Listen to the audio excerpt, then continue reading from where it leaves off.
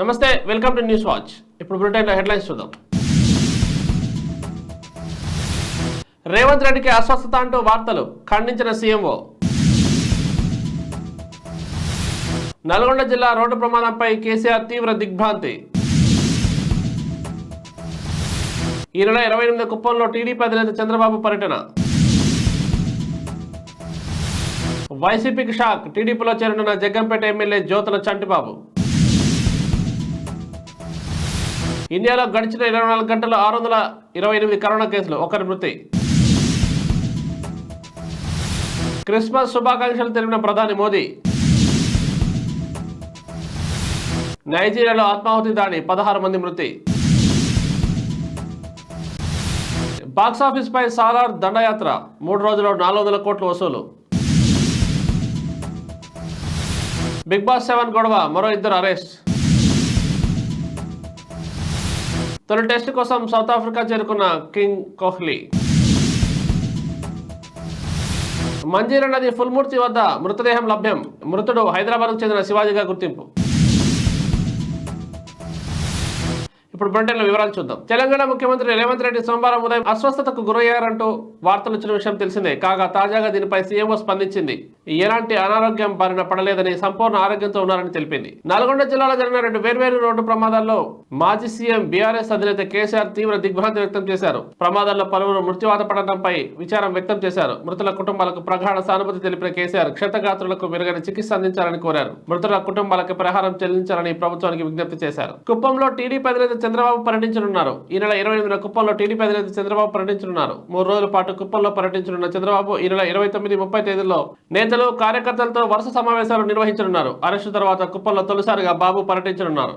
వైసీపీకి షాక్ తగిలింది. టీడీపీలో చేరనున్న జగ్గంపేట వైసీపీ ఎమ్మెల్యే జ్యోతుల చంటిబాబు ఇప్పటికే టీడీపీ పెద్దలతో చర్చలు పూర్తి చేసుకున్నారు.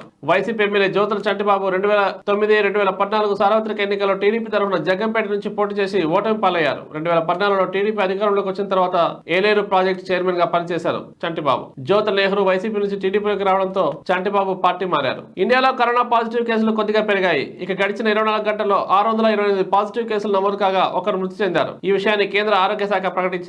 ఇక తాజాగా నమోదైన కరోనా కేసుల ప్రకారం దేశవ్యాప్తంగా ప్రస్తుతం 4054 యాక్టివ్ కేసులున్నాయి. కాగా కోవిడ్ JN.1 వ్యాప్తిపై ఆందోళన చెందాల్సిన అవసరం లేదని కేంద్ర మంత్రి శ్రీపాద నాయక్ తెలిపారు. దేశ ప్రజలకు ప్రధాని మోదీ క్రిస్మస్ శుభాకాంక్షలు తెలిపారు. ఈ పండుగ అందరికీ ఆనందం, శాంతి, శ్రేయస్సును అందించాలని కోరుకుంటున్నాను. క్రిస్మస్ సామరస్యం, కరుణామూర్తికి ప్రతీక. ప్రతి ఒక్కరూ సంతోషంగా, ఆరోగ్యంగా ఉంటే ప్రపంచం కోసం కలిసి పనిచేద్దాం. ప్రభు అయిన క్రీస్తు గొప్ప బోధనలను కూడా మనం గుర్తు చేసుకుందాం అని మోదీ ట్వీట్ చేశారు. ఇప్పుడు బులెటిన్లో షార్ట్ బ్రేక్ తీసుకుందాం.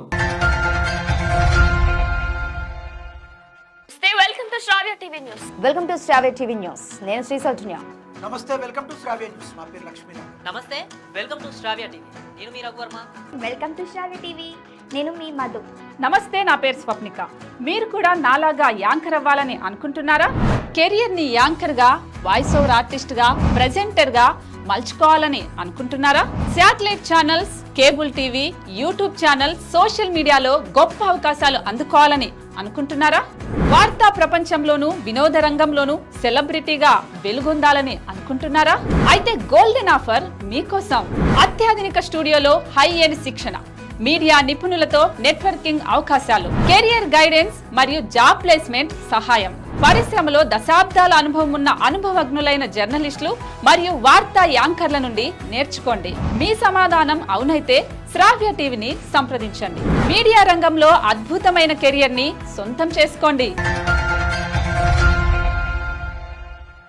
తిరిగి బులెటిన్కి స్వాగతం. ఉత్తర మధ్య నైజీరియాలో ఆత్మాహుతి దాడి జరిగింది. ఈ దాడిలో 16 మంది మరణించారు. ఈ ఘటనపై పశువుల కాపరులు, రైతుల మధ్య ఘర్షణలు ఇక్కడ సర్వసాధారణమని ఆర్మీ ఆదివారం తెలిపింది. ఉత్తర నైజీరియాలో ముస్లింలు ఎక్కువగా ఉండగా దక్షిణ ప్రాంతాల మధ్య క్రైస్తవులు ఉన్నారు. దీంతో ఈ ప్రాంతం అనేక సంవత్సరాలుగా జాతి, మతపరమైన ఉద్రిక్తతలతో పోరాడుతోంది. ప్రభాస్ నటించిన సాలార్ మూవీ కలెక్షన్లతో దూసుకుపోతోంది. మొదటి వారంలోనే 400 కోట్ల మార్క్ క్రాస్ చేసింది. రెండో వీక్ ముగిసేసరికి 1000 కోట్లను దాటవచ్చని ట్రేడ్ నిపుణులు అంచనా వేస్తున్నారు. ప్రశాంత్ నీల్ తెరకెక్కించిన సాలార్ సినిమాలో మలయాళ సూపర్ స్టార్ పృథ్వీరాజ్ సుకుమారన్ ఓ కీలక పాత్ర పోషించారు. బిగ్ బాస్ 7 ఫైనల్ తర్వాత అన్నపూర్ణ స్టూడియోస్ వద్ద జరిగిన అల్లర్ల కేసులో పోలీసులు మరో ఇద్దరిని అరెస్ట్ చేశారు. హైదరాబాద్ సరూనగర్ చెందిన హరినాథ్ రెడ్డి అనే విద్యార్థితో పాటు యూసఫ్ కూడా చెక్ పోస్ట్ కు చెందిన సుధాకర్ గొడవల్లో పాల్గొన్నట్టు గుర్తించారు. ఫ్యామిలీ ఎమర్జెన్సీ కారణంగా స్వదేశానికి వచ్చిన కింగ్ కోహ్లీ ప్రస్తుతం తొలి టెస్ట్ ఆడేందుకు సౌత్ ఆఫ్రికాకు తిరిగి వెళ్తున్నాడు. డిసెంబర్ 26వ తేదీ సెంచురియన్ వేదికగా తొలి టెస్ట్ ప్రారంభం కానుంది. తొలుత లండన్ వెళ్లిన కోహ్లీ ఎప్పటికప్పుడు తన ప్రయాణానికి సంబంధించిన వివరాలను బీసీసీఐకి తెలియపరుస్తున్నారు. లండన్ నుంచి సౌత్ ఆఫ్రికాకు వెళ్లిన కోహ్లీ నెట్స్ లోనే సాధన చేస్తున్నాడని, ప్రాక్టీస్ మ్యాచ్ లో పాల్గొనడం లేదని బీసీసీఐ వెల్లడించింది. సంగారెడ్డి జిల్లా మానూరు మండలం పుల్కుర్తి బ్రిడ్జి వద్ద గుర్తు తెలియని మృతదేహం లభించింది. దీంతో స్థానికులు పోలీసులకు సమాచారం అందించారు. మృతుని స్వస్థలం హైదరాబాద్ ఉప్పుగూడకు చెందిన శివాజీగా పోలీసులు నిర్ధారించారు. ఇప్పుడు బులెటిన్ హెడ్లైన్స్ మరోసారి చూద్దాం. రేవంత్ రెడ్డికి అస్వస్థత అంటూ వార్తలు ఖండించిన సీఎంఓ. నల్గొండ జిల్లా రోడ్డు ప్రమాదంపై కేసీఆర్ తీవ్ర దిగ్భ్రాంతి. ఈ నెల 28 కుప్పంలో టీడీపీ అధినేత చంద్రబాబు పర్యటన. వైసీపీకి షాక్, టీడీపీలో చేరనున్న జగ్గంపేట ఎమ్మెల్యే జ్యోతుల చంటిబాబు. ఇండియాలో గడిచిన 24 గంటల్లో 628 కరోనా కేసులు, ఒకరి మృతి. క్రిస్మస్ శుభాకాంక్షలు తెలిపిన ప్రధాని మోదీ. నైజీరియాలో ఆత్మాహుతి దాడి, 16 మంది మృతి. బాక్సాఫీస్ పై సాలార్ దండయాత్ర, 3 రోజుల్లో 400 కోట్లు వసూలు. బిగ్ బాస్ 7 గొడవ, మరో 2 అరెస్ట్.